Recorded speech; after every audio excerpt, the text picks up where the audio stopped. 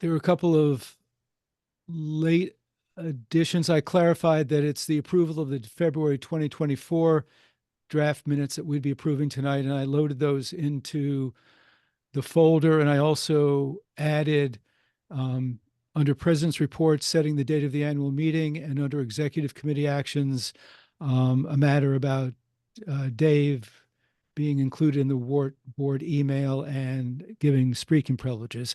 Does anybody have any other matters regarding the agenda, or can we adopt it as it stands?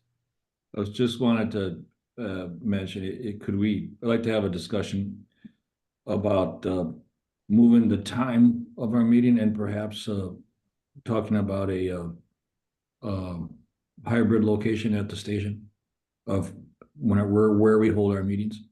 Okay, why don't we let's put that under new business.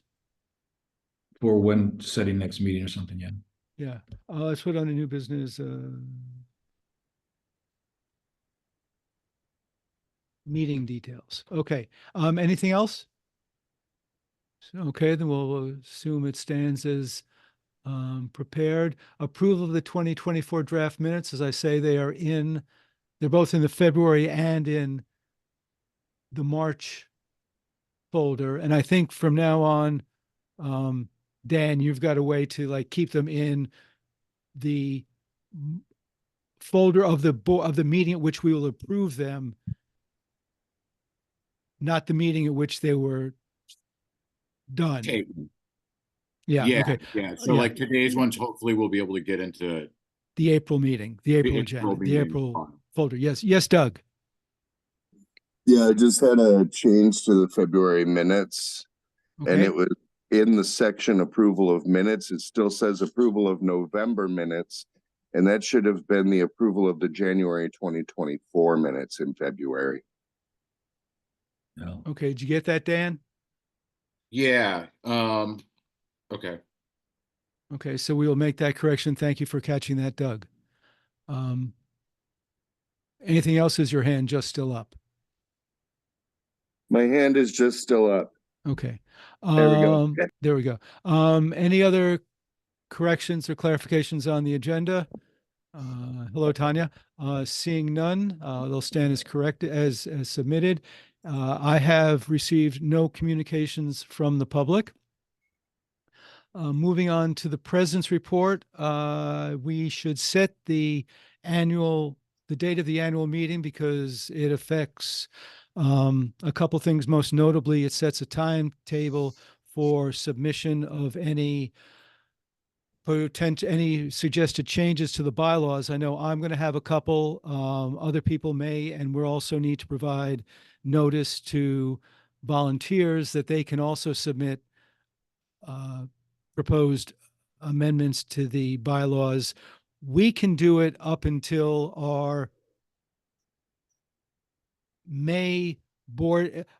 We can do it up until the point that we provide notice to the membership about the meeting, which has to be done a month in advance, which means that presuming that we keep the traditional last Sunday of June scheduled for the annual meeting, that would mean we have the ability to propose amendments to the bylaws up until our May meeting, but working back 60 days from the annual meeting gives the membership what their timetable is. So, yes, Doug. I thought in the bylaws it said all bylaw amendment changes must be 60 days ahead of the annual meeting. Now, I've looked at that more closely. I can tell you exactly what it says is that I'll read the language to you. What it says is that, I'll call it up here. It says,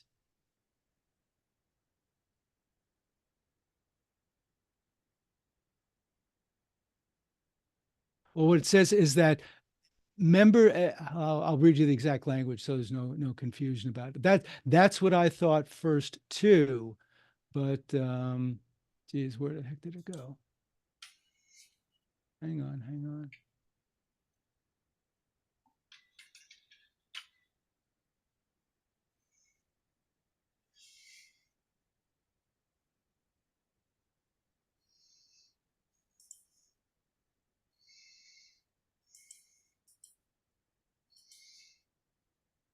It's okay. Substantive amendments to these bylaws may be proposed by the Board of Directors, comma, or by any 10 voting members of WORT by written submission to the secretary at least 60 days prior to the next membership meeting. The 60 days prior to the next membership meeting modifies or by any 10 voting members of WORT. It does not modify by the Board of Directors. I'll read it again. Substantive amendments to these bylaws. So any bylaw amendment changes by the board would have to happen by the May board meeting then? By the Is May that board meeting, in order that we give adequate notice to the membership for the annual meeting, but we are not constrained by that Right, 60-day 'cause notice. it has to be on the ballot. Right, Right. right. The 60-day, because I remember this was an issue a while ago, but I looked at this more closely, and there are two clauses, proposed by the Cool. board or by the members, and they have different Awesome. standards. Thank you for the clarification. Yeah. Yeah, my main concern is that there's enough time to get it on the ballot Right, in time for everyone to vote on it. right. So if we, so what, yeah, so we can, assuming that it's a June 30th annual meeting and our board meeting is whatever, May 20th, something or other, that's enough time for us to act in order to provide the notice. The 60 days applies to the membership. Yep, that's enough time for me to get it on the ballot. Yeah. Thank you for the And clarification. that's Article 9, Section 9.1. Oh, So, yeah, I know. so let's, so Doug, do you want to confirm that June 30 would be the normal date for us to hold the meeting under our past practice? Yeah, I mean, typically, the staff would propose a date and the board would go along with it, but like you and I have already been talking about it. It's always historically been the last Sunday in June. So we can do it backwards and I can take that date to the staff and see if the staff agrees with the June 30th date. Okay. I And mean, then once the staff agrees, then we should be good to go. okay. Is that okay with people that we tentatively set a June 30, 2024 date for the annual meeting, consistent with past practice, and Doug will just confirm that with the staff? So we could set it today with concurrence from staff. Yeah. Yeah. Okay. So if we could have a motion to tentatively set the annual meeting at June 30th with details to be, first to be confirmed by staff and then with details to be worked out between Doug and details to be determined. I move to set Okay. June 30th as the date of the annual meeting, pending staff input. Second. Okay. Is any further discussion of that? Seeing none of those in favor say aye. Aye. Aye. Okay, those opposed? Okay, great. Now, and I'm going to, once we get this confirmed, I will then also prepare just a paragraph for the next volunteer newsletter that Adrian can send out, alerting volunteers that they have the right to propose bylaws amendments. And I may even send them a direct notice. Okay. One last thing. Yeah. I'd like us to consider having it a in-person hybrid this time around. Last time it was all Zoom. Okay. Doug, can you also take that back to the staff? Yeah, absolutely. Okay. Do we have the capability of that if it's not on site? I I just believe think- we do. Yeah, I mean, some sites that we may be able to find to hold it already have that set up. And Okay. then other ones, we may be able to bring in equipment. Okay. Okay. Okay, that's what I had in my report. We have an executive committee proposal, which you'll see in the agenda, which I will read at the suggestion / request of Dave, which we are more than happy to I'm more than happy to endorse. The motion reads, in recognition of David Devereaux Weber's years of invaluable service and his willingness to contribute his expertise, institutional knowledge, and skills as a volunteer assistant to the board, be it resolved that David Devereaux Weber be included in the WORT board email and that he may speak at all board meetings but have no voting powers. We didn't get a chance to check this with Dan, but 3 members of the executive committee have endorsed this proposal. So I'm going to take president's privilege and say this is a recommendation from the executive committee and move it as such.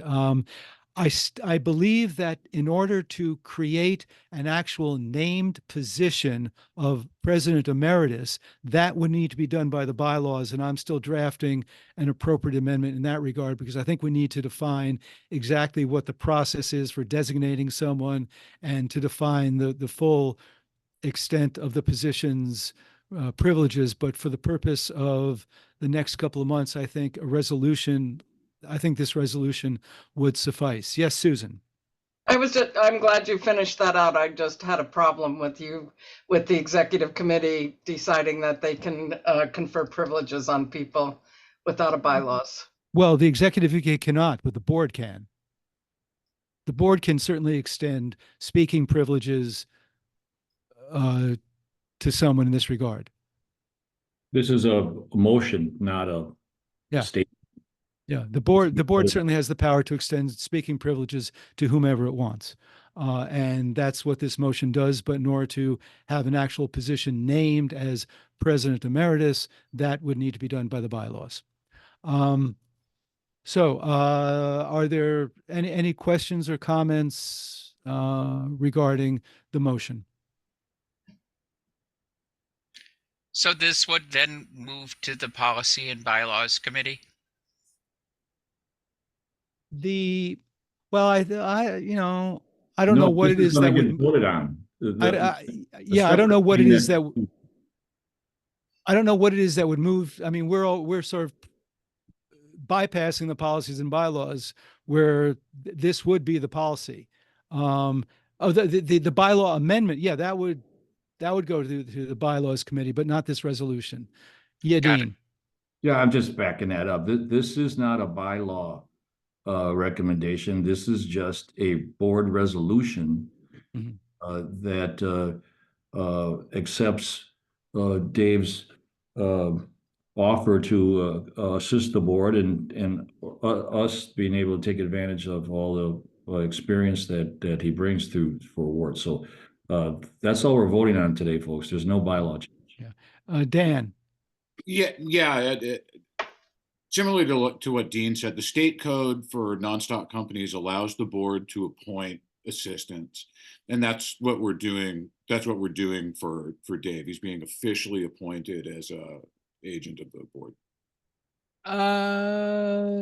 I think what we're doing is granting him speaking privileges and email privileges.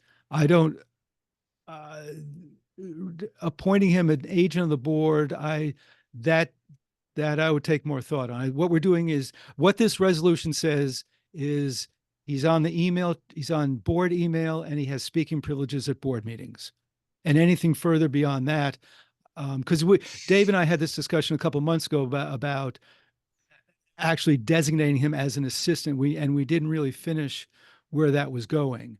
And that's something we can certainly talk about. But what this resolution does is puts him on the email, puts him on the WORT board email, and gives him speaking privileges. Is that your understanding, Dave? Yes. Okay. Laura. I believe that the part that I'm concerned about is the nomenclature part, the designation as president emeritus. And that part has to go through the Policy and Bylaws Committee, correct? Well, it has to be a bylaws change, so presumably it would go to the Policies and Bylaws Committee, yes. But it absolutely has to be a bylaws change, yes, which I will draft. I'll take the laboring oar in drafting what that amendment would be and discuss it with Dave and people. But that's, yes, to create the position of of President Emeritus requires a bylaws amendment. Absolutely. Thanks. Susan, Does Doug have a vote on this? Yes. on everything? He gets to vote on everything? Yeah. Well, not on matters regarding labor relations or the contract, but everything else. Yes. Why? I mean, to me, this didn't have, if you've given everything but voting privileges to this position, right? I mean, that's the only thing different. Yeah. Okay. You are a board, Dave will be a board member, except he cannot vote. Is that my understanding of what it is? No. He's given access to the board email and speaking privileges. Exactly what the resolution provides Right, for. but what I'm saying is He is not a board member. Okay, please listen. The three things a board member has is the email, right to the emails that are shared among the board and the board only, the right to speak at meetings, and the right to vote at meetings. Those are the three major things that a board member has, in my opinion. I don't have access to board notes. I have to. And so I'm saying that you are creating, the board is creating something where somebody is an additional, not a staff member, not Susan, I'm sorry, you're not recognized for debate. Okay. Thank you. If you have concerns about this, you have a board representative. You can send him a text and ask him to relate your concerns. But this is the whole point. This is giving Dave speaking privileges and access to the email. As a general rule. And the thing that I think that I'll be doing is helping Dan prepare the agenda and prepare the minutes and get things put on the Google Drive. So it's sort of like an administrative assistant role. Yeah, which we appreciate. Call the question. Yeah, well, okay. Question's been called.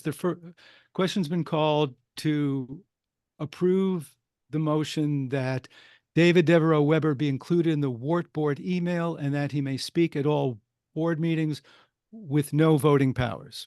All those in favor say aye. Aye. Any opposed? Those opposed? Okay, the motion carries. Thank you. I don't see, well, Phil, do you want to go to the mural team project report?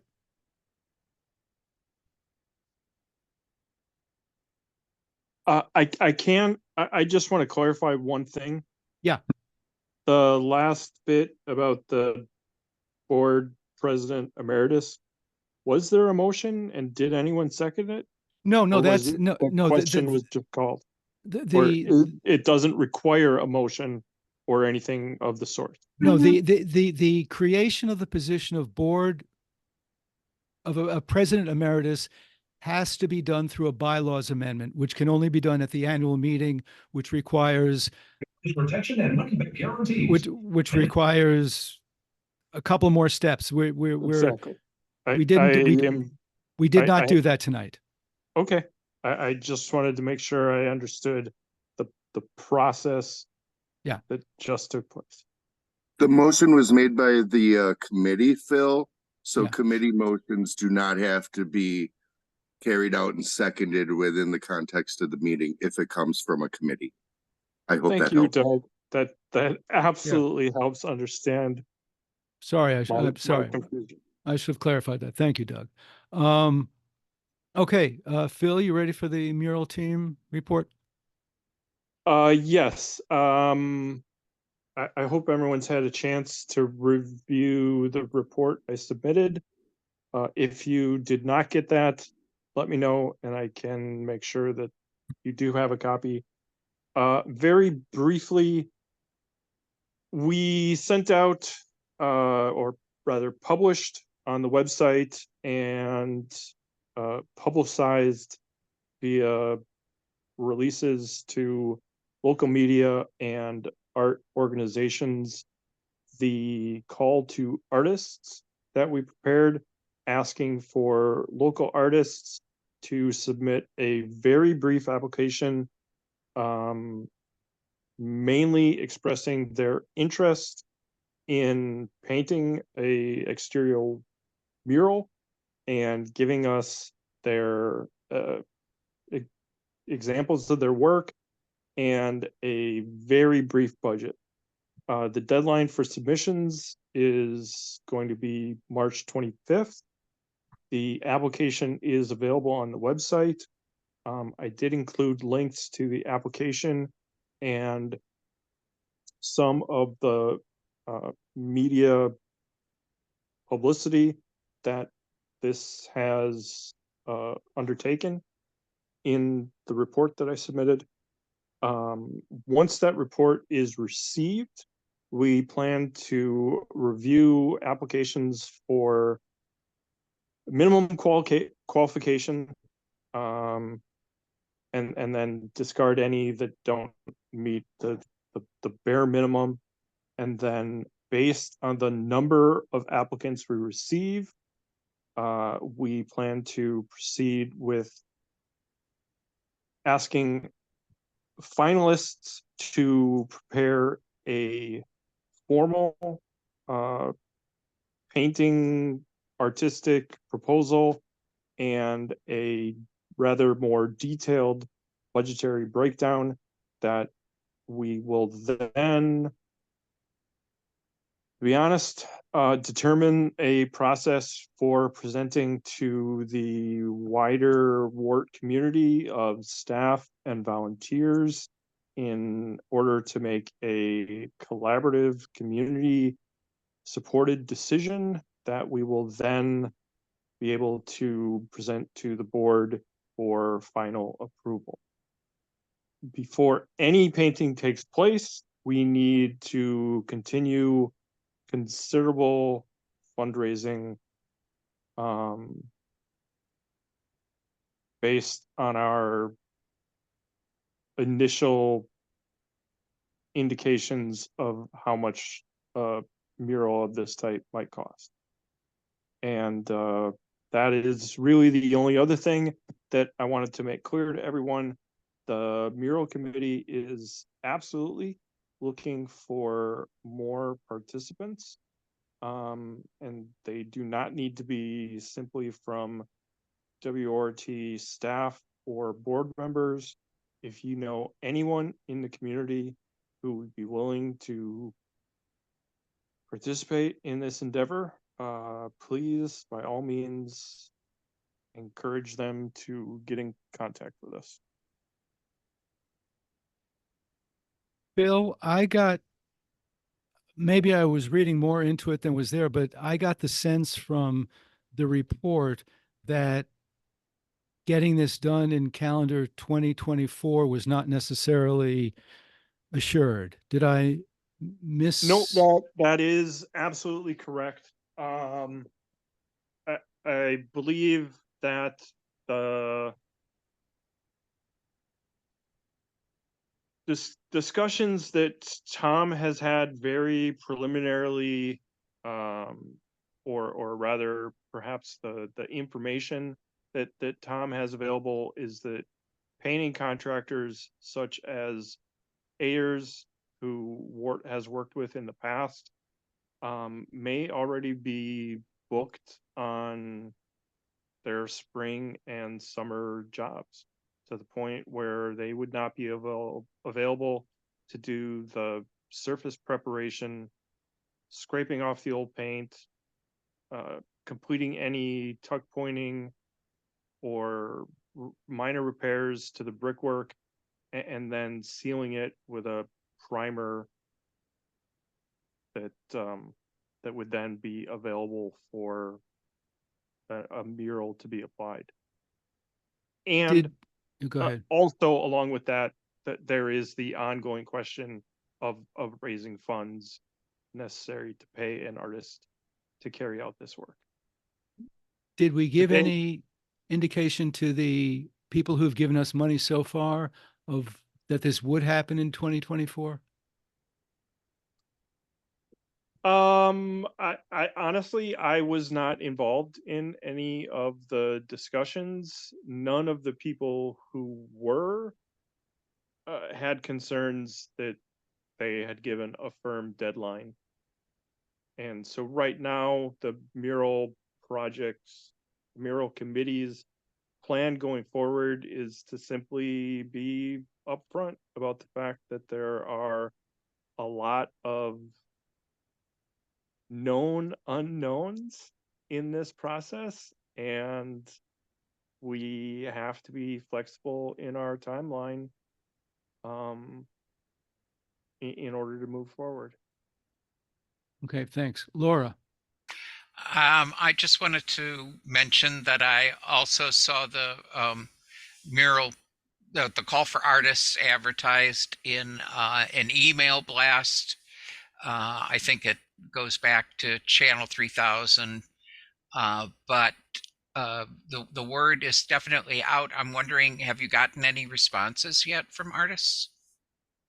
We received one application either early this morning or late last night, and just sort of based on my experience as a grant writer, if the deadline is March 25th, I really don't expect people to start submitting in earnest until like the 23rd.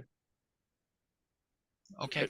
Just because if you give me a deadline, I'm going to use as much time as I can to polish my application and make sure it's perfect. Well, we've got one. But we do have one. Thanks. And Phil, do you think we've adequately addressed the concerns that at least one artist raised about, wait a minute, you're asking me to work for free before I get the gig? I did reach out to that artist, and I did explain my belief that that was a misinterpretation of how we are proceeding. I didn't receive any reply back, so I don't know how well that artist took it. But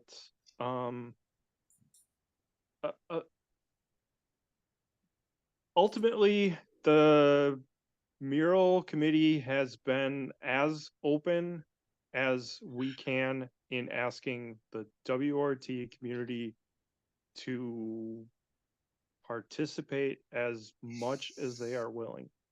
We have put information in the volunteer newsletter.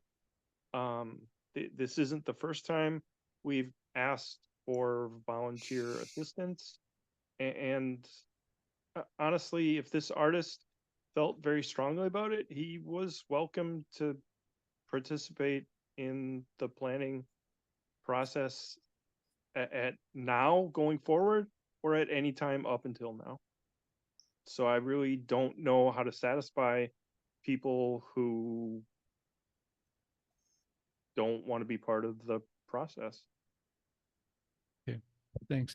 Any other questions of Phil or comments about the process or where we're at?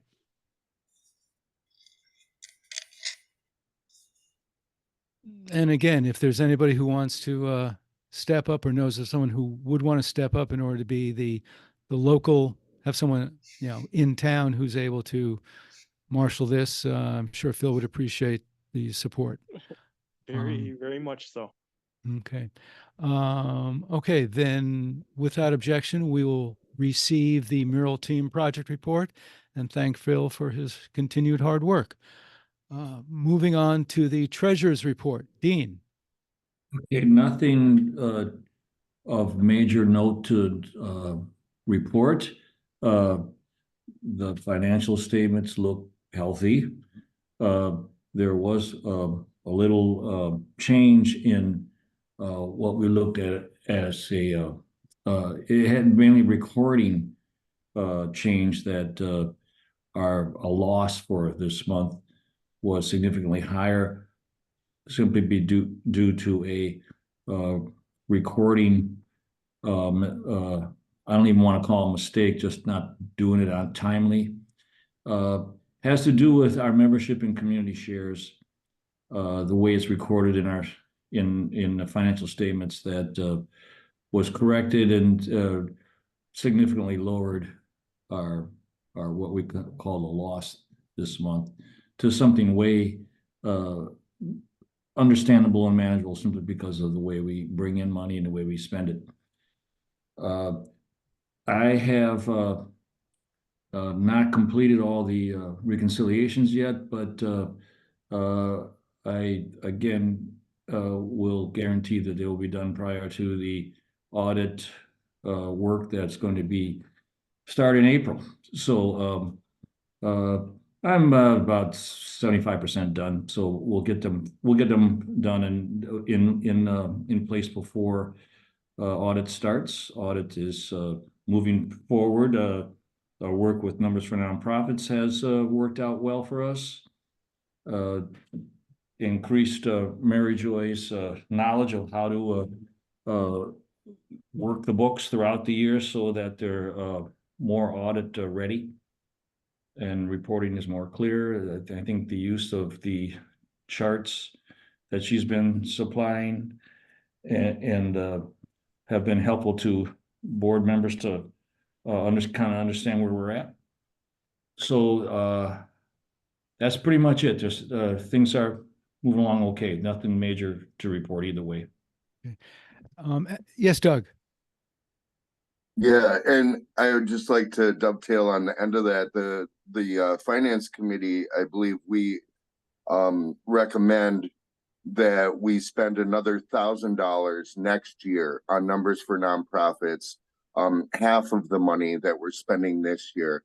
I talked to Mary Joy about it, and she said that help would be really useful going forward, but didn't think she would need the 20 hours like she did this year.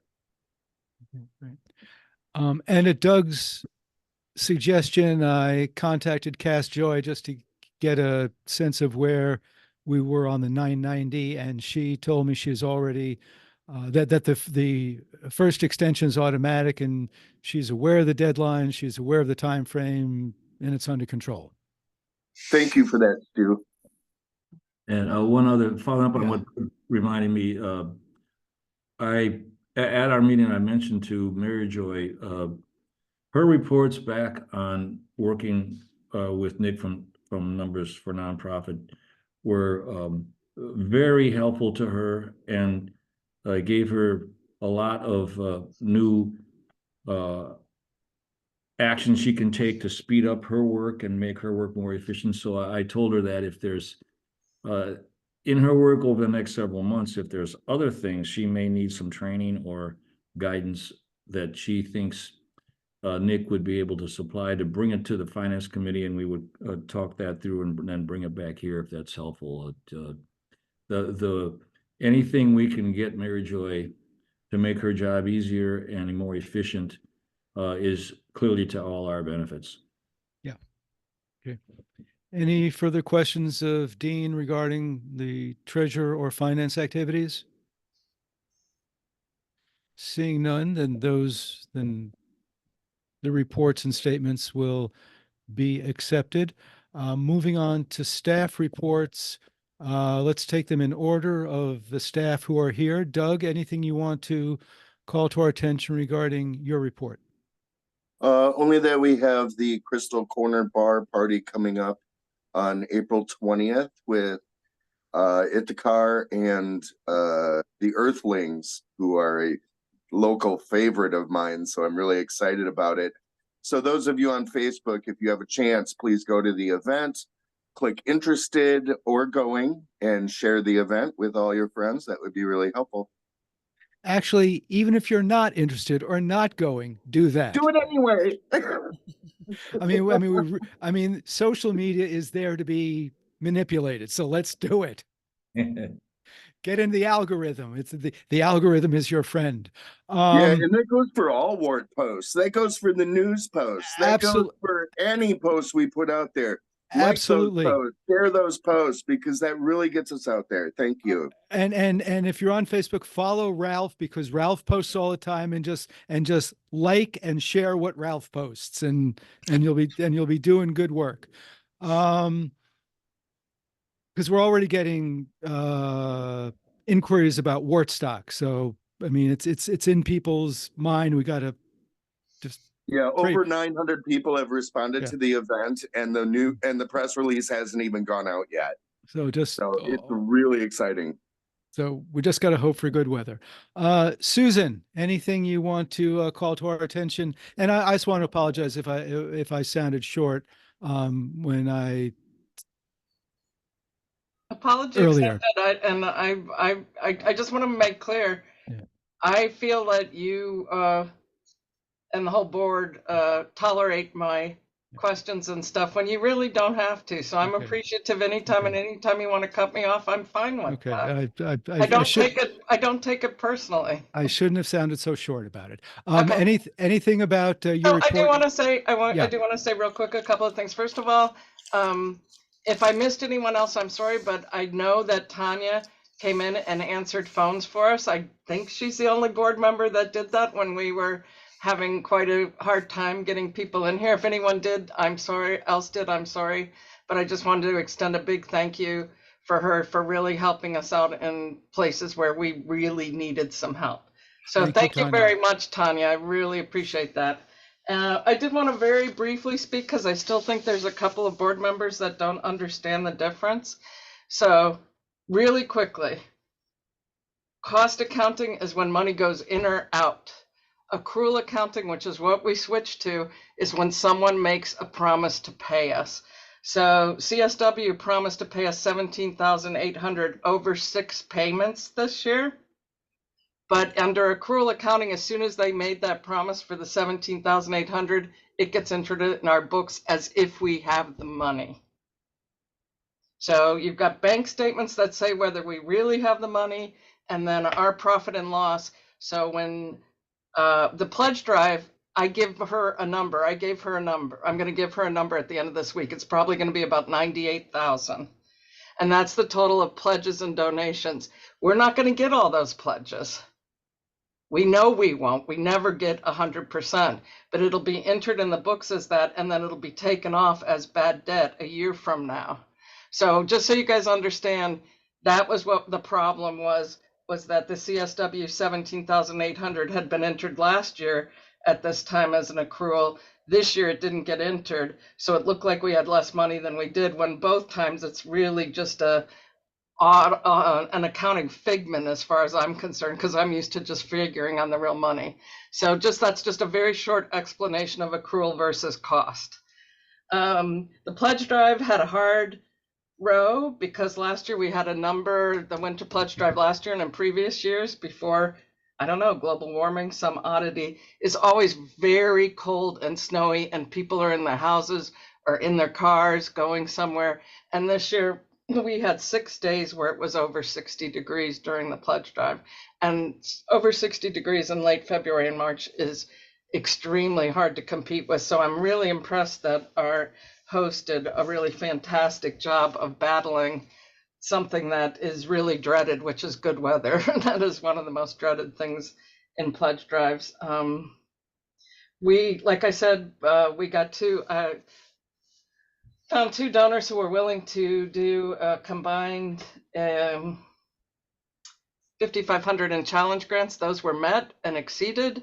So that was really nice. That was an $11,000 that we got, plus an extra, I think we're at an extra 2,000 right now, but we still have to sort out, because people don't check that little box that says this is to pay for a donation, a previous pledge. So we have to sort through all of those and say, they didn't check the box, this is a pledge, or yes, this is a genuine donation. I'll quit talking, but I just want to thank all of you guys that were a part of either pledge wrapping, because some of you came in and pledge wrapped, or answered phones, or highlighted the pledge drive on your social media, or did all kinds of things. Okay, thank you. Tanya. I just wanted to say that when I came into the station, it was the first time I'd ever answered phones live. and at WRT, and I've been listening for 34 years, and it was a dream come true. And another pledge drive answerer said, "You got to dream bigger, honey." I thought when they said that, damn it, no, I don't. I am super pleased right here and right now, and it really was really, really wonderful. So thanks for the opportunity. Isn't it great having people tell you how great WORT is for 2 hours straight? I think you guys are missing a chance who haven't done it to really, it is a pleasure talking to people on the phone. That's all I'll say. Over. I kept saying over and over again, wonderful, and thank you, and oh, that's great. And it was all true. Yeah, I mean, people are calling on their own volition to give us money. I mean, it's like you're talking to happy people. Susan, there is one question that obviously jumps out big time from your report. You plan to retire in 2025? Possibly the end of the year of 2025, but it's just been a tough year, and I've dealt with a lot of setbacks that my doctors are telling me are stress related, and I just have to get this. I've tried reading and meditating and doing all kinds of shit, and the truth is I'm a workaholic, and until I quit this job I am going to be stressing out over a lot of stuff. So I am here to help you guys find a replacement. I am putting together, it isn't just a binder, it is an actual manual of stuff to do. I want the new person to do things their way, but I want them to know how they were done, and so they can make a decision. So I'm going to do everything I can to make this as easy for you guys as possible. When do you think we should start the recruitment process?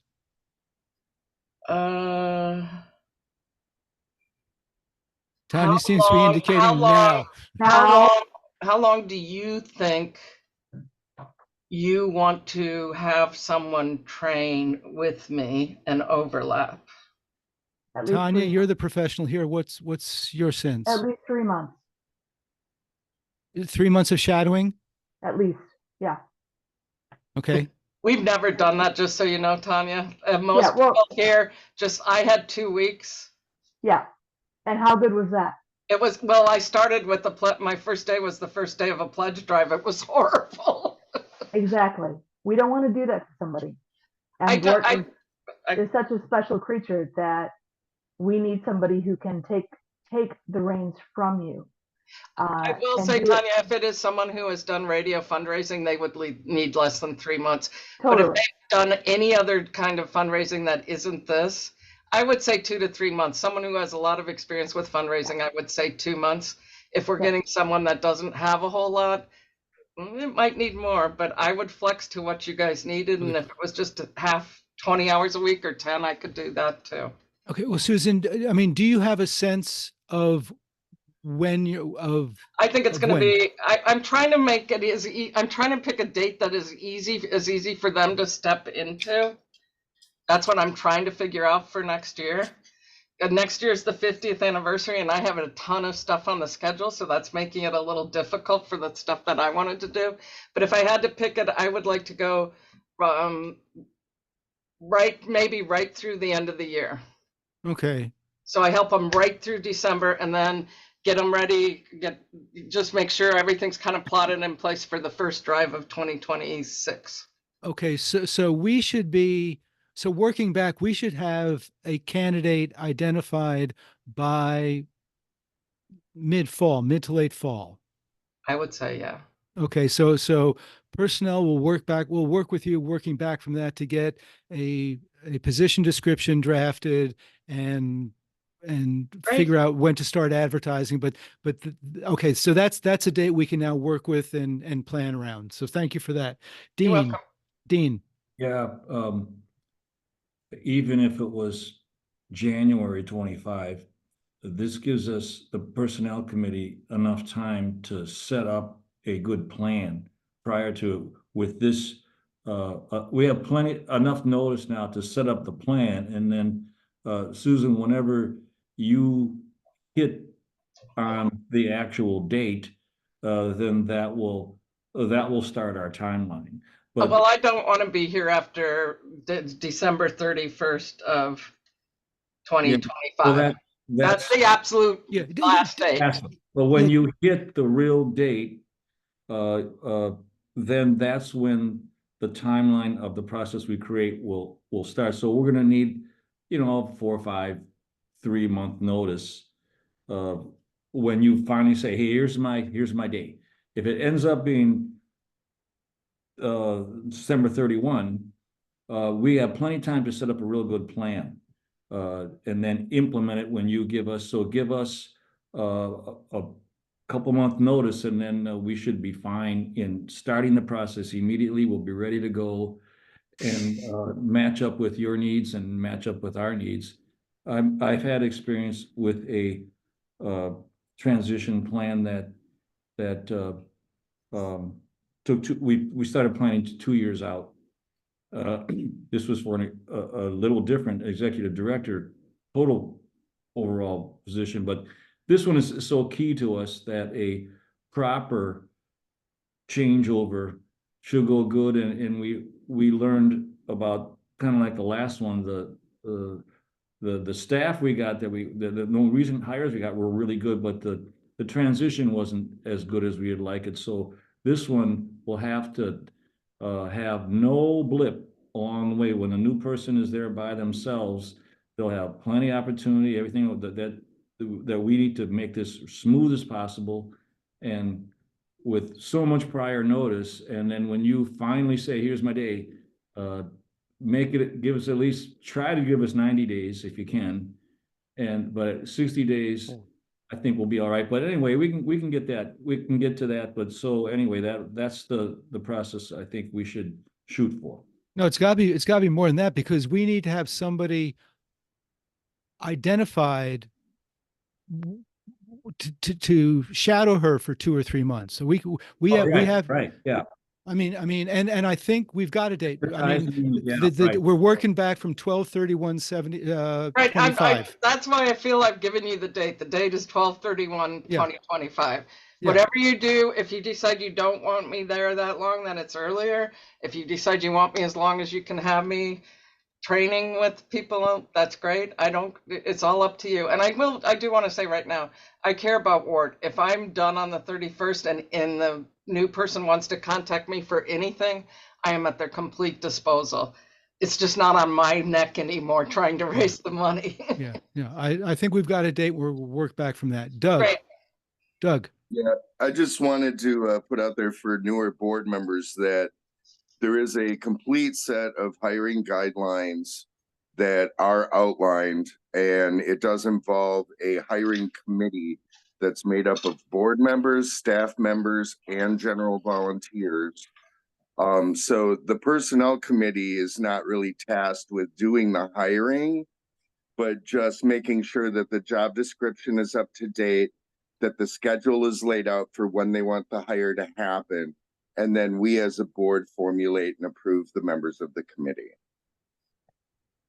I can also, would anybody be interested in seeing those hiring guidelines now? I could actually move them into this month's board meeting. Yeah, Tanya, I see a hand.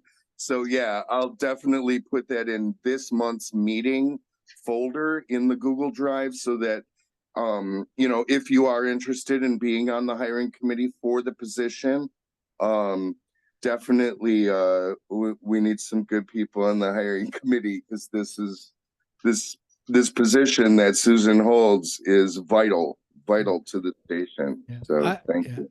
I just want to say the last 2 hires that we did, we knocked it out of the park. One of the committees was run by Jane Richards, and my goodness, did she do an extraordinary job, just administratively doing everything. And if we could get Jane back, I'd be really happy. But I'm sure we've got good people. Laura. I'm just curious, where are those documents stored normally? The hiring documents? I believe they are buried somewhere in the shared drive, and it might be under HR stuff. I'm gonna have to look in the morning when I could go in and look now. No, don't do that. You're in a meeting now. But if you would just send me an email, let me know where you located them. Thanks. Oh, yeah, no problem. Yeah. Okay. Anything else while we've got Susan up? Anything else that any Oh, questions or just comments? one more comment Yeah. is we might actually, policies and bylaws might actually want to go through the hiring guidelines and just make sure that they're up to date. I know a lot of it refers to a paper process, which we don't really do anymore. So it could use some updating. Okay, in our spare time from trying to finish the volunteer handbook, we'll take that on. Phil. Just to say, and I'm sure this won't be the last time it comes up, but just a thank you to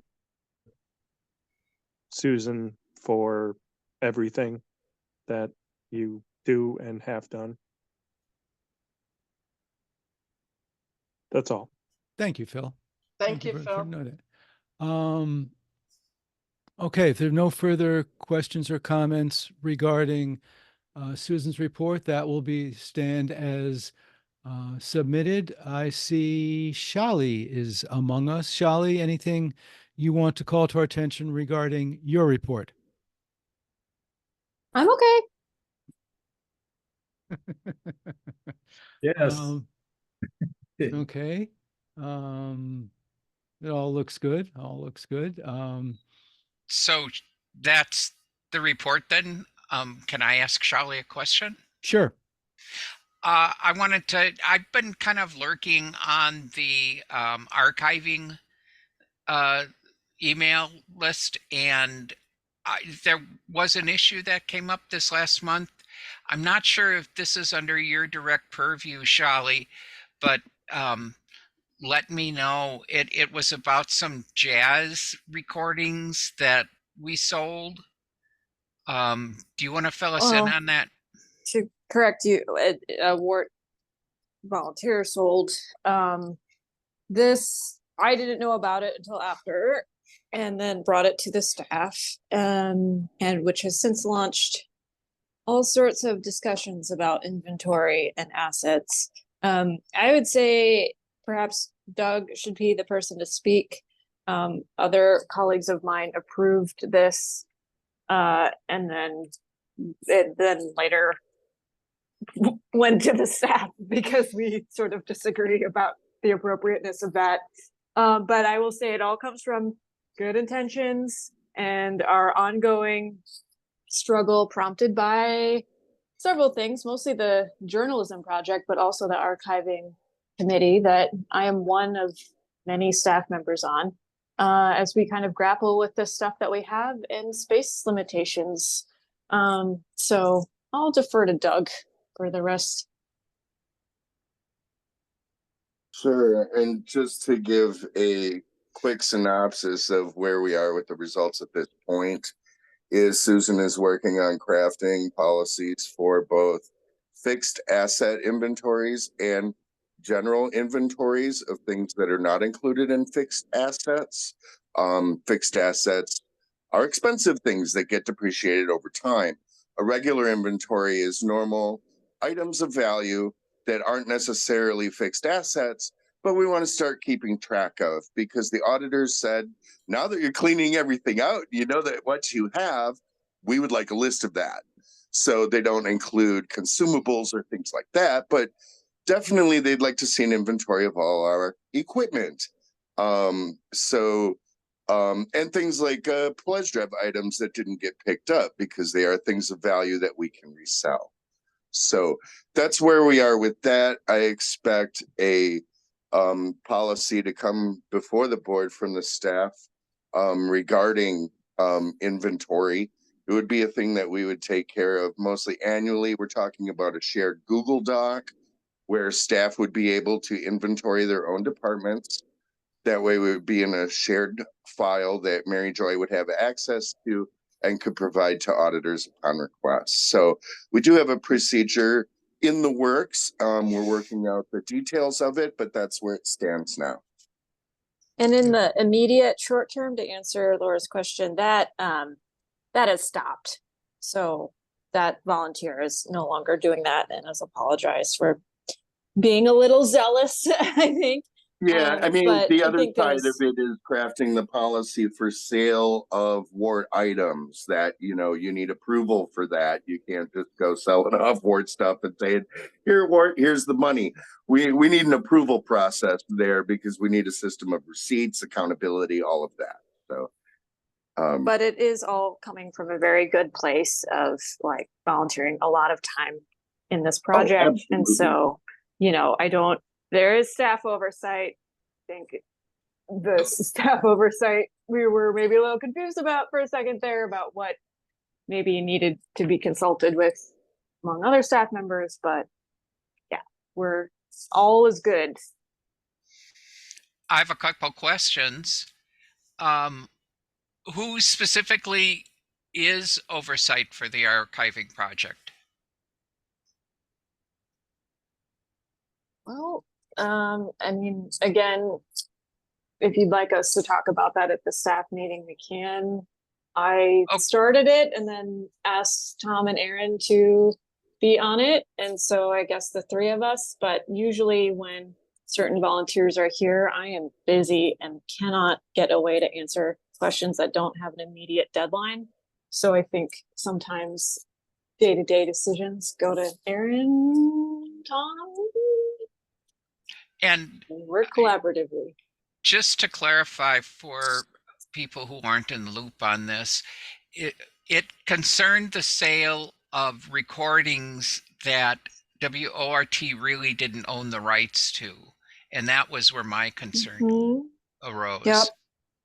So, anyways, this isn't a huge deal. I don't want to make a big deal out of it, but I like, for example, the question of who's responsible on the staff for the archiving committees. That's what I was curious about at first. I would say a third Aaron, a third Tom, and a third myself. Aaron or Tom are literally in the area more where people are working as well. So there's that. In general, the archiving project is going great guns from what I can see. So I don't want this one little misstep to cast a bad light on it. Yeah, and to be clear, it's not entirely clear if there was a misstep. It was more, I shouldn't say that, but I think it was caught. There was a moment of reflection about how this might look, and then it was corrected. So if you're concerned about staff oversight, the one was sold, but the person responsible was the person who brought it to people's attention. It wasn't like he was trying to hide something. Right. No, he's just eager to get stuff out of the building, which I know many of us are, but we have to balance that with preservation and compliance. So, thank you, Shelley. I will highlight an issue the station has never dealt with before, and an issue that has been continually put off in the past. When I started this project 3 years ago, I found a draft plan prepared by students at UW from 2010. And then that plan on paper for how to deal with all our stuff and archive it just sat in the archiving closet for another 12 years. So we're going to have some hiccups along the way, especially since we don't have a staff person who is an archivist. We have volunteers that we train to be archivists. So once again, thanks, Shelley. Okay. Any further questions or comments on the news and on the award-winning News and Public Affairs Department report? Seeing none, thank you. Tom, Sybil, Aaron, and Adrian are not with us. Does anybody have any questions for them that we would like Doug to take back on our behalf? I just wanted to let people know that the boards will be installed at the end of the month. I should say one of the new boards, as you can see behind me, will be installed in Combo A. So expect some, a little bit of downtime, but we're talking seconds, maybe a minute of downtime while we do a cutover. But the engineering committee is all over this. So is that reality behind you or just a picture? that's just a picture. Okay. It's just a background. Okay. But yeah, I think the biggest lift on all of this is the training, and Shali has been very busy with that along with Tom and Aaron. So they're all over it. Okay, Laura, thank you. that's what they look like, the new boards? Yes. I've been in the station. I haven't looked around, but The look kind of cool. The actual board is in master control right now, and it's set up kind of in a demo mode. We're just we've programmed the boards and set them up with various kinds of inputs, but the actual work will be done on Saturday the 30th, I believe. I have to go back to my 29th, calendar. I think the 29th. That's what the date that weekend. Yes, and sorry. Friday is the 29th and Saturday is the 30th. Okay, so yeah, Saturday, the day before Easter. Yep. Which is the 30th. All right, that's all I wanted to say. Okay. Anything else on Shali's report? Seeing none. Anything on any of the other reports? Adrian's or Sybil's or Aaron's? They all looked good. Okay, seeing none. Laura, DEI. Sure. Let me pull it up. Yeah, I'm very glad that we had, there it is, that we did have a DEI committee meeting. Thanks for Doug and Phil for stepping up, and of course, Adrian, who's been working straight through from the work of the work group through to the committee. So we began by reviewing our charter. We discussed the survey that the work group had produced, and Susan has kind of wrapped up the work on, and we're going to be distributing this survey next month, and hopefully get it returned by the end of the month. That's what we're going to ask for. And after that, we'll tabulate. This is a baseline survey that we want to compare with the demographics that we could pull from various resources. Doug has already provided us with some of those. We might even extend it to some of the results that we get from from other places, from government resources, etc. We discussed our desire to recruit more members, and so we're going to add a call for new members when we, in the cover letter for when we send along with the survey. And we're going to also be advertising when the committee meets, although this is a little difficult. We usually don't publish things like Zoom meeting links and that sort of thing, so I'm not sure how we're going to go about that. These are things that we're going to have to discuss more. Some things that we might put on future agendas are reviewing the community representation statement that the CPB requires us to have, and also possible improvements to the grievance process. it's been noted that women have a harder time reporting grievances, especially since the process seems to be an overwhelmingly male institution. So this is something that we thought we might be able to look at and provide some suggestions for the future. I've been kind of assuming the role of chairperson. It's not a role I'm really comfortable with, but I'll remain chair for as long as we need. I want to make sure we get the group off the ground. Thanks to the people involved for helping us get it off the ground. Thank you. Any questions of Laura on DEI? Doug?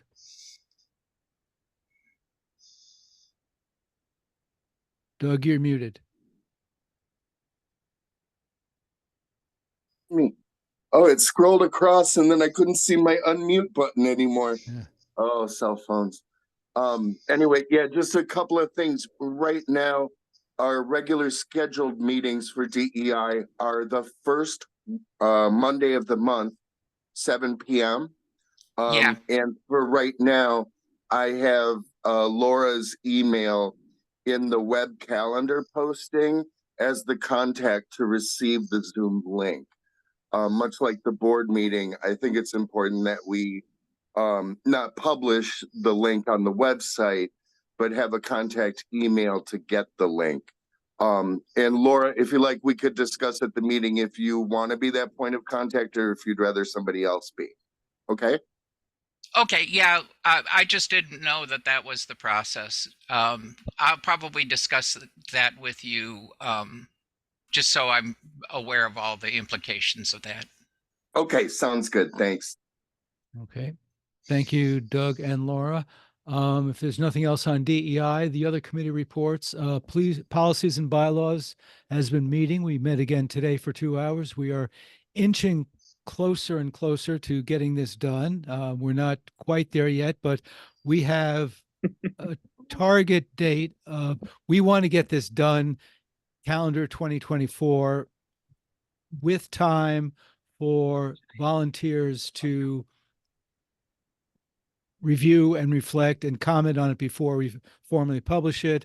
And we're talking about when in the process to have it formatted so that it's easier for people to receive the information. We're making progress. We're making progress. Jay or Shali, anything you want to add on that?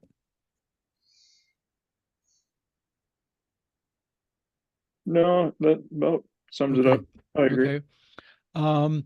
Personnel, I don't think Shali does. Personnel committee, we have received most, but not all of the staff peer and self-evaluations. We received over 100, my recollection is about a third of the volunteers actually submitted comments. And I want to say that the staff peer and self-evaluations were uniformly very thoughtful, very detailed, very specific, and they gave the personnel committee a lot of important information. And we really thank the staff who've submitted them because they really put a lot of work into them because, it's difficult. Peer and self-evaluations are difficult things to do. And I think the entire personnel committee was impressed by the work that the staff who have submitted put into it, and we thank them for that. We, and by we, I mean I, made a serious mistake in ordaining a process from here on out, saying that we would follow a certain process of the personnel committee meeting with individual staff members. Our thought was that having 6-on-1 would be overwhelming to the staff person. So we decided to split it up. And since also Phil is not available to be in person, we thought it was most appropriate to have two personnel committee members meet with each staff person. But in order to have the entire committee have access to the substance of those conversations or evaluations, that we would record them. And I'm embarrassed to say that as good a job as we did involving the union in jointly determining what the text of those evaluation forms read, we completely whiffed. And by we, again, I mean I completely whiffed on our responsibility to involve the union in the next step of the process. So Brandon Cosgrove, the chief steward, wrote a letter to which I replied with a little snark, for which I've apologized. And we are now waiting to jointly determine exactly what that process will be. It is important to us to have this process completed prior to the commencement of the bargaining. And since the contract expires June 30th, and traditionally we've begun bargaining in early May, we'd like to get this underway. So we're hopeful that we can get this process of what the evaluations, what those actual meetings will be like, but we're not there yet. Does anybody have any questions about any of what I just said about that? And it's kind of difficult to have these conversations with two staff members here, because I don't want to be crossing the line into inappropriate, and Tanya is shaking her head, is nodding affirmatively. I don't want to cross the line into inappropriately discussing a mandatory subject of bargaining with staff members, but this is the report to the board. So I'll just leave it at that. But thank you, Stu. That was very accurate. okay, thank you. And hopefully we'll get this underway in short order. Elections committee, we're going to have. Can I add just one more thing? Yeah. It's a little difficult because these procedures don't appear to have been followed very rigorously in the past. So we're kind of charting some, I won't say new territory, but we're trying to reestablish the proper way to do these things. You're being generous. Doug, do you remember the last time you got staff was evaluated? Yeah, actually, I remember the last 2 times, and that's why I raised my hand. I've been with WORT for 10 years now. I've had, in addition to my 6-month or 3-month or whatever probationary review, I went through a review process 2 times. The first time was in 2016 or 15. And it was similar to the process that we're going forward with this year, which was peer and self-evaluations, volunteer input, and it was and then the committee at that time, I believe, had 3 or 4 members, and we met with 2 of them to discuss the review. The next year was with Jane Richards, and we agreed between the board and staff that it would be more of an informal check-in. So we met with a couple of people from the personnel committee. We went through our work plan for the year from the previous year, talked about the goals we met, the goals we didn't meet. We talked about our work plan going forward, improvements we wanted to make, any changes or developments that we wanted to go forward with in our department, because there's always room for growth in any of the 7 positions, even though they're very distinctly different from each other.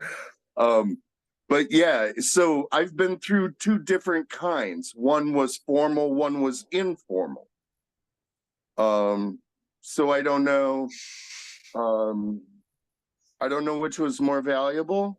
I think they were both valuable. I personally am just glad the process is happening again, no matter what form it takes, because it's good to know, we think we know how we're doing, but it's good to know how other people think we're doing too, because that's how you grow. So That's all I want to say about that. But yeah, I have been through the process before. It's been two very different kinds of reviews. So I think there's a wide range of what's been done before. But I will say that past practice was we met with two people. It was not recorded. It was, of course, pre-pandemic. These Zoom meetings have like brought a new aspect of meetings and how we get together, which we never thought we would do before the pandemic. So I think it's a paradigm shift. But it's been years since you had a review. The last one I believe was 2017. Yeah, So it's been 6 years. Yeah. 7. Oh God, it's 2024. Two evaluations in 10 years does not meet the contractual or for an annual. Right. However you cut the math. Right. And right, the process fell apart after that. Yeah. And I think during the pandemic, we were most concerned with making sure that we kept the radio station going. And it was a very hard time for all of us, especially on staff. A lot of us assumed roles that we hadn't assumed before, just in order to keep the lights on and the radio going. So there was a lot of trauma involved in since I've been there. A lot of joy, but there's been some really scary stuff too. So I guess I'll leave it at that. So hopefully by the next meeting, we'll be able to report that the evaluation conversations are at least underway and perhaps have been completed. That would be our goal. Elections committee. My understanding, Dean, is your term up this coming, or does your term expire at the end? Okay, so we're going to need a replacement for Dean on the elections committee. Because right? Because because Dean should not be on the elections committee. I'll formally resign from the election committee. I'll send you an email tomorrow. Yeah. So it's I don't want to do it tonight because it's technically not on the agenda. But by the next meeting, somebody think if they want to be on the elections committee, the responsibility for which is checking eligibility, and Doug can explain the rest of the. Doug takes care of this, and it's I could explain now if you'd like. Sure. Just to let you know what the duties are. Sure. So I'll be sending text to the elections committee for what we put on air, for what we put on the website. Making sure that we email it out to some, especially different community centers and places that we want to hit, since we do have one open listener sponsored seat. We do have 2 participating member seats. So I'll also be sending text for review to the volunteer newsletter, seeking volunteers to run. The other 2 seats that are open are Rebecca and Kai. Neither are at this meeting, so I don't know if they intend to run again. But we kind of have to move fast because the election post has to go live on April 15th. Which may be before our next board meeting. Yeah, it is. Yeah, so we should probably have a member in place before that. But don't worry, I do all the work. So it's basically just reviewing and approving text to go out to our volunteers and to the general public for the open seats. And then at the annual meeting date, it is very important that you are available for the annual meeting, because I will be sending you the active voter list, which is a list of everybody that's allowed to vote, in addition to a link to the online voting where all of the votes were cast. And it's really easy when you look online, because you can see all the names of the people who voted. You check them against the active voter list. The electronic voting tells you if people have voted twice. So I'll be going in ahead of time and deleting duplicate votes so that everybody only voted once. So it's basically just checking names against names, verifying against the voter list. And that happens at 5 p.m. on the day of the annual meeting. And those are the biggest duties. So the elections committee is Doug and Dan, and we need one other person. And the policies doesn't actually say, it just says consist of 3 persons. Presumably that should be 2 board members. I mean, doesn't even say it needs to be a board member. It says 3 persons. I volunteer. Okay. Awesome. Thank you, Laura. Okay. Phil. Oh, I was actually going to volunteer as well, but Oh. if Laura's local and on hand, so if you guys need help reviewing stuff, I'm happy to help in any way I can. Okay. Great. I think it might also be helpful to be local. I'm not sure if the one thing we haven't talked about with the annual meeting is whether it's going to be completely virtual or whether it's going to be hybrid. That's something we could, well, are we going to need to talk about, do you need to know that when you post something on April 15th? No, the annual meeting doesn't need to be announced until a month before. Okay. So we announce the annual meeting. Yeah, at the same time we usually do it is when the applications go out, but we can make that determination of, you know, at that point we can say the specifics of the meeting date and time will be announced later this month. We have to give at least 30 days notice of how we're doing the meeting. But what was it you said had to be done on April 15th? That's when the applications need to go live for board members. Oh, okay. Okay. That's to apply to be a board member. And then the voting goes live on May 30th to give a 30-day window to the annual meeting. Okay. And that April 15th date comes from where? It's just timing. Oh, just working back. Okay. Yeah, to give the elections committee enough time to transition into the voting emails that have to go out to the voting membership. Okay. To construct ballots, all of that stuff. It has to go Tom to do electronically. Okay. It's just that gives us enough time to get the process done to give the 30-day voting window that's required. Okay. And if there's anything that we forget about tonight that needs to be done prior to April 15th, with the board next meeting is April 17th, the executive committee can take care of any administrative things that need to be approved. And the other reason we leave that little gap in between of the 15th to the 30th is in case we don't get enough applicants, we can extend the deadline for applicants for a week to see if anybody that goes, all right, I wasn't going to do it, but I will because you really need somebody, which happens a lot, quite honestly. So Kai and Rebecca and Dean, anybody else? No, those are the 3 seats. Dean, is it your intention to seek re-election? Yes. Good. Okay. Phil. I was just going to say a 1-week extension is what led me to apply to the board of directors. Hearing an announcement on the radio. Very good. We appreciate it, Phil. Okay.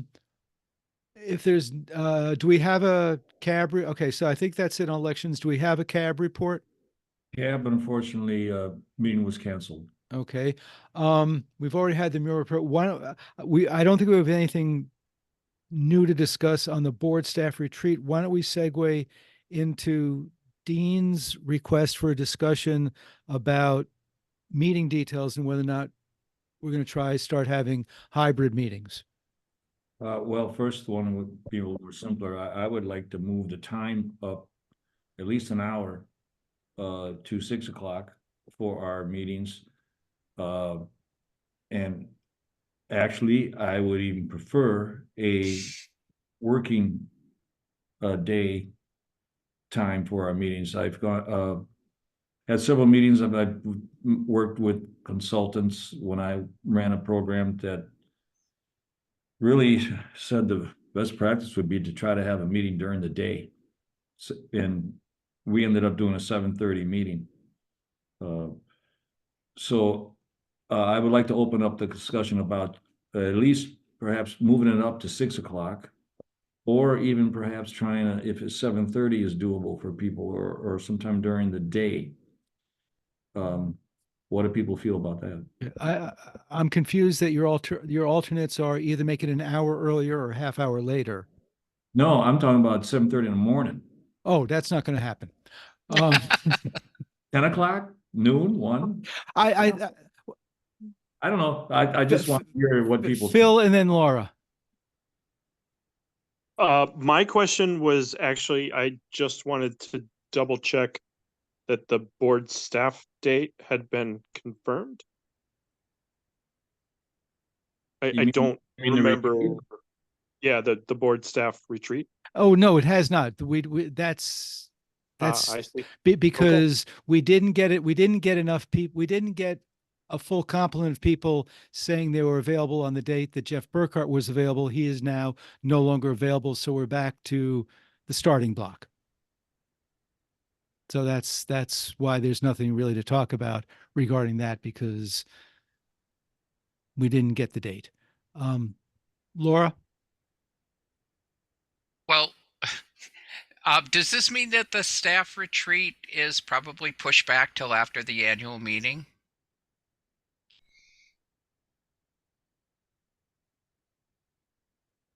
As we get closer and closer to the election, there might be even new board members. Yeah. So unless we can set a date within within 2 weeks, more than likely that's what it suggests. Yes, that's my opinion. Go ahead. And it was more of a suggestion than a question, I guess. The thing about that's less than optimal is that this is the board that has had the experience that would be valuable in that conversation. A new board with 2 new members would not have that, would not be able to. However, The board's not changing that much though, Stu. the board's not changing that much, and I'm not sure. Frankly, how much have Kai and Rebecca been in on the conversation? I wasn't going to say that, but I was sorry, but you read my mind. That was the question I was going to There ask very you. well could be 3 new members. Yeah. Because I am going to run doesn't Yeah. guarantee. No, you're gonna. Doug expressed why I was sort of sputtering about what I was going to say, because I was a little hesitant about saying it. But yeah. Oh, Okay. allow me, Stu. Allow me. Okay. So we very well may be between the evaluations and collective bargaining and the annual meeting, it may be something for the new board to take on. But let's focus for a moment then on the time of the meeting. I think 7 o'clock is too late. I don't know what people are doing between 6 and 7 on a Wednesday night, but I was kind of futzing around and I could have been way more productive in a meeting. So I think the idea of a 6 o'clock meeting is good. Doug has his hand raised. Yeah, I would also agree that 6 works better for me. My workday starts at 8 in the morning, so these go a little late for me.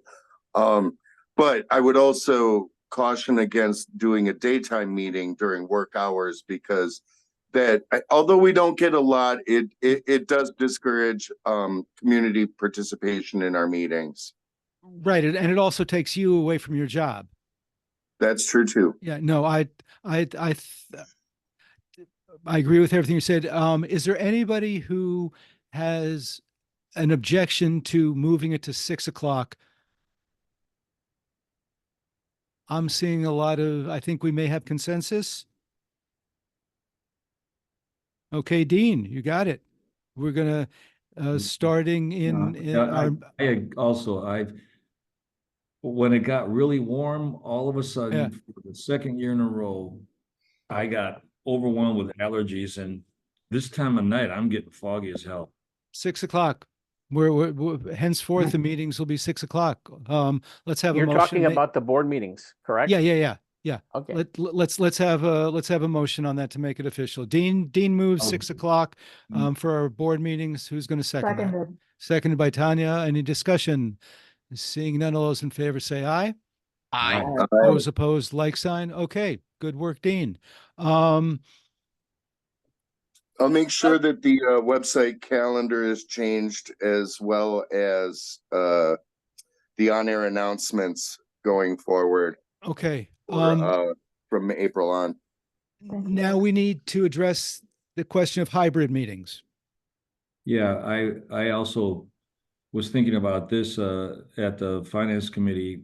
Tom has set up a system that works really well, and we've been doing them. And with stuff like finance, when I actually have stuff in front of me and Mary Joy there, it works for me. I prefer that in-person contact because I understand things wholly.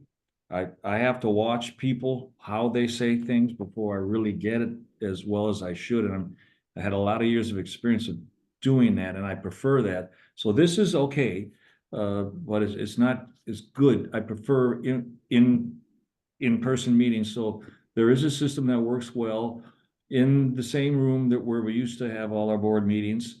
And it I'm wondering how people feel if we started doing it that way. Okay, Laura?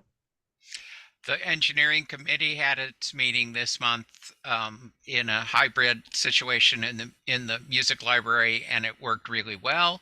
And Tom has bought a new piece of equipment that's made this happen.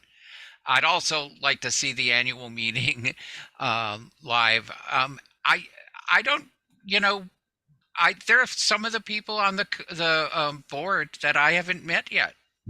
It'd be nice to meet you face to face. Go party afterward, eh? Okay. Well, at least, have some sidebar discussions, get to know people more personally. Yeah. A side benefit of in-person meetings is these opportunities to perhaps discuss something with somebody afterwards or even before. So there's a lot of benefits to being in person there. And if someone can't make it, in the past, when we didn't have Zoom, they called in by phone and they were there at least by phone. But and our brains work better that way. Okay. Phil's seeking. Phil, you're muted. Sorry, just to say that the mural committee also meets in a hybrid fashion, and it works just fine. Okay, so do we want, I'm sensing an approaching consensus that we will start having hybrid board meetings as well. Is there anybody who wants to put a stick in that? I think it might be more challenging for the presiding officer to keep track of who's seeking recognition in person and who's on the, but I can split screen my life. That's okay.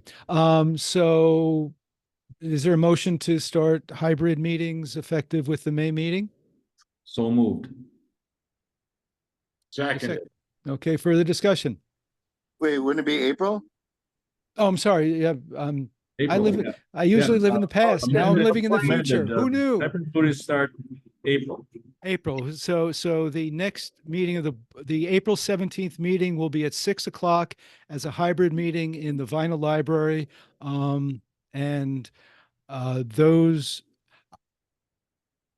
and I think we should leave it to the individual board member what their preference is on whether to be in person or online. But because I mean, if Dan is back home in Sauk Prairie or wherever it is, I'm not sure that he's, necessarily going to come downtown. But and Phil's not going to fly in from West Virginia.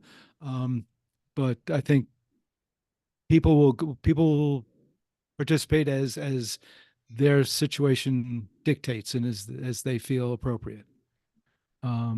So with that, all those in favor say aye. Aye. Those opposed? Okay, Dean, 2 for 2. All right. Well, thank you. What's this for the minutes? Is this commencing in April? The April meeting. The April meeting will be hybrid starting at 6 o'clock. Okay. I don't have any items that need to be taken up in closed session. Does anybody have anything that they think needs to be taken up in closed session? Okay, seeing none, any other business before us? Okay, then without objection, we will stand adjourned. A good meeting. We got some stuff done, and we will see you all at your various committee meetings and on April 17th at 6 o'clock, one way or another. Cool. Good night, everybody. Good night. Okay. Have a great night, everybody. Thank you. Thank you.